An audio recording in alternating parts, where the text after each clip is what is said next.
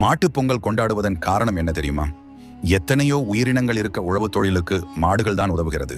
புராணத்தின்படி சிவபெருமான் ஒரு முறை நந்தியிடம், நீ பூலோகத்தில் சென்று அங்குள்ள மனிதர்களை தினமும் எண்ணெய் தேய்த்து குளிக்க வேண்டும், மாதம் ஒரு முறை சாப்பிட வேண்டும் என அறிவிக்கும்படி கட்டளையிட்டார். கவனக்குறைவுடன் அதை கேட்ட நந்தி, அனைவரும் தினமும் சாப்பிட வேண்டும், மாதம் ஒரு முறை எண்ணெய் குளியல் செய்ய வேண்டும் என அறிவித்தார். இந்த தவறினால் கோபம் கொண்ட சிவபெருமான் நந்தியை பார்த்து, உணவை தயாரிக்க என்றென்றும் நீ பாடுபடுவாய் என சாபமிட்டார். இந்த சாபத்தால் பூமிக்கு வந்த நந்தி மனிதர்களுடன் இணைந்து வயல்களை உழுது மக்களுக்கு அதிக உணவை உற்பத்தி செய்ய உதவி செய்தது. அன்றிலிருந்து மனிதனுக்கு உதவியாயிருந்த மாடுகள் இன்று வரை விவசாயத்தில் பெரும் பங்கு வகிக்கின்றன.